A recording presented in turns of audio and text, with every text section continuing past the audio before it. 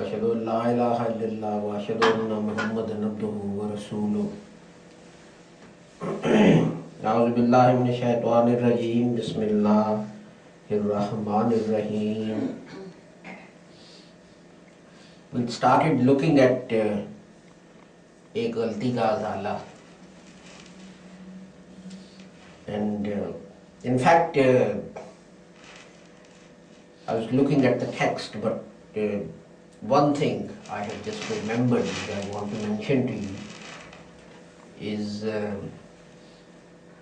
that someone, in response to a copy of the Light or something, sent a challenge. I think it was Sheikh Mubarak Ahmed, who used to be the Imam of the Qadiani Masjid in London, and saying, I challenge you to answer this question: do you believe in a galti ka azala? And I think it was Zahid who replied.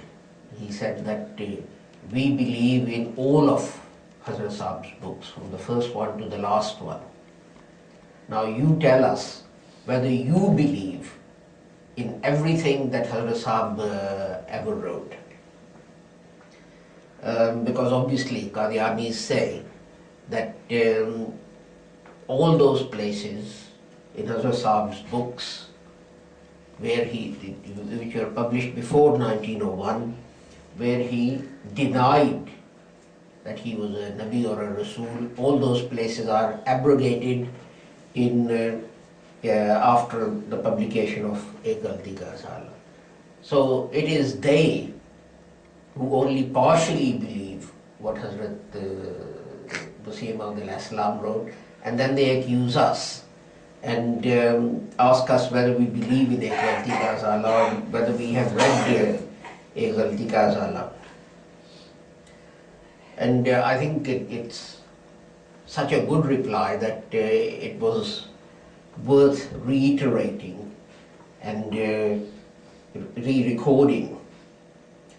Anyway, to get back to the text about what was the objection and what was the Ahmadi's reply that led to the publication.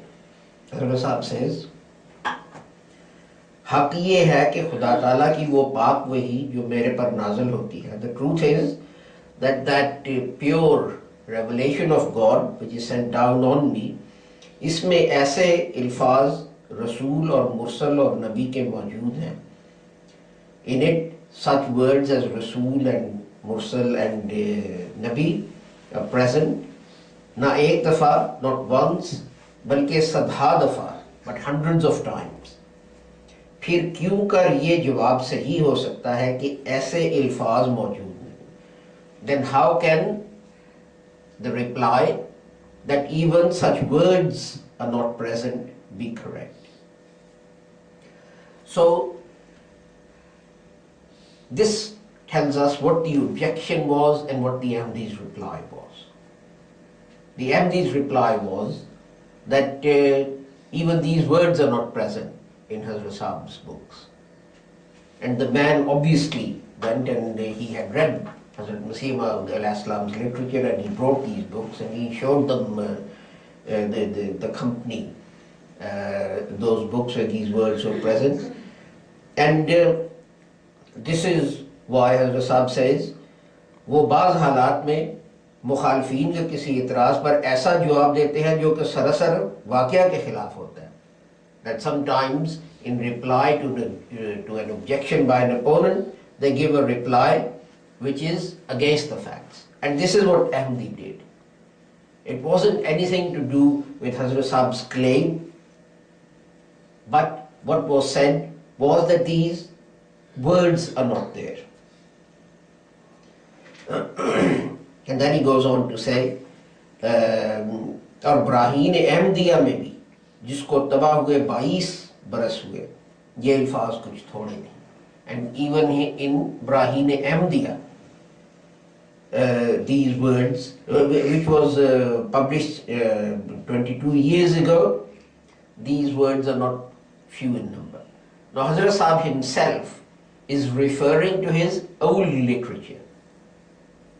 He is referring to his first book, and saying, look, I have said all these things from the very beginning.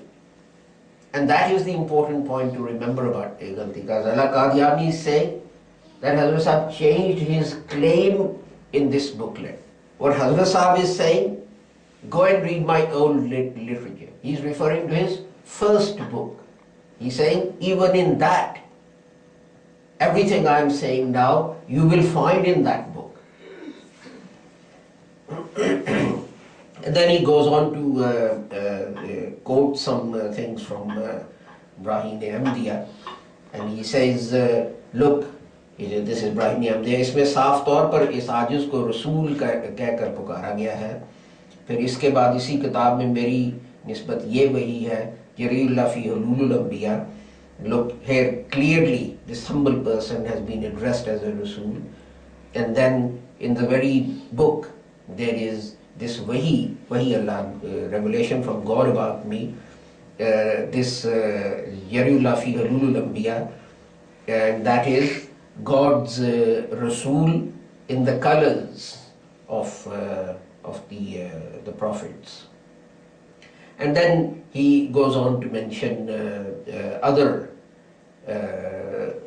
passages from Brahim-e-Ahmadiyya, where God uses these words about him.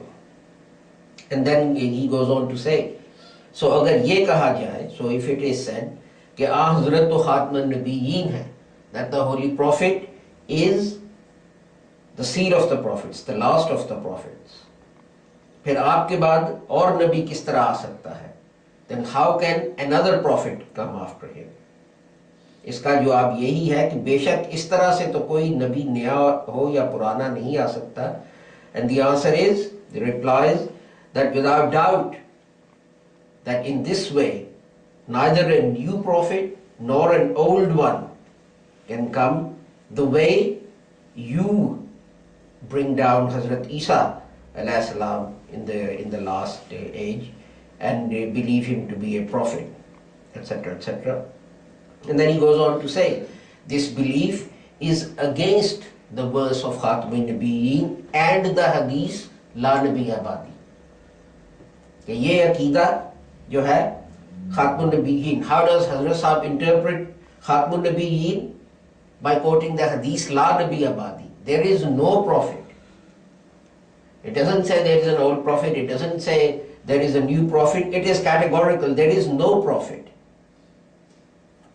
And then he goes on to say, but there is a prophecy which our opponents have missed. There's a prophecy in this verse that the Holy Prophet is the seal of the prophets.